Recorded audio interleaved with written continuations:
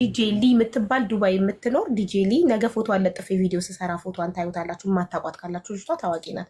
250 ሺህ የኢትዮጵያ ብር ከፍሏት አመጣችሁ። ማስረጃ አለሽ ካላችሁ አዎ፣ ቮይስ ቴክስት ደረሰኝ ያስገባበት ኤቭሪቲንግ እኔ ጋር አለ። ስልኬ ላይ ልኮልኝ አዳምጫለሁ ቮይሷን።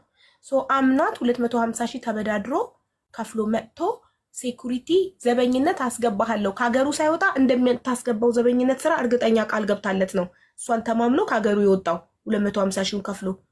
ዱባይ ከደረሰ በኋላ ግን አየር ላይ ነው የጣለችው። ምን አለችው?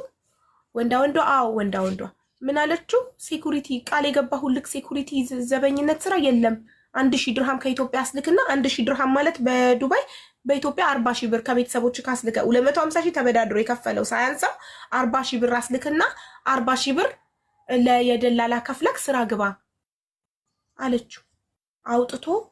አውጥታ ጣለችው። ይሄ ልጅ አሁን ተርቧል። የትራንስፖርት ከጣለችው ቦታ ተነስቶ ደላላ ወስዶ ከጣለው ቦታ ተነስቶ ወደዛ ለመሄድ እንኳን የትራንስፖርት የዱባይ 100 ብር አጥቷል። ተመልከቱ ግፍ።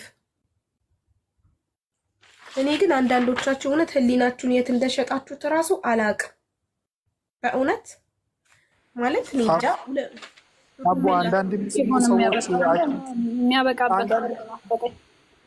አንዳንድ ቁጥር ብዙ ሰዎች ሊያግዙት እንደሆነ ቼክ ታደርጋቸዋለች። ሜይቢ ምናልባት በአንድ ቁጥር አይደለ፣ አንድ ቁጥር ብዙ ሰው ነው የሚጽፈው። እኔ ማገዝ እፈልጋለሁ ብለው ሲጽፉ ነው ሞዴሬተሮች ያስገቧቸዋል። ከዛ እኔ ስልካቸውንና ስማቸውን ወስጄ ዋትሳፕ ላይ የሱን አካውንት ካለው አለው ከሌለው ሪምን አስቸግሬ የሪምን አካውንት ሰጣቸውና አስገብተው ደረሰኝ ይልኩልኛል። ከዛ ሪም ወስዳ አይናችን እያየ በካሽ ትሰጠዋለች በእጁ በቪዲዮ እያሳየችን ላይቭ ገብታ ገስት ገብታ እኔ ጋር። ፎሎ አድርጉ ቤተሰብ። የሁለተኛውን ዙር የጣልና ወጣ ስለሆነ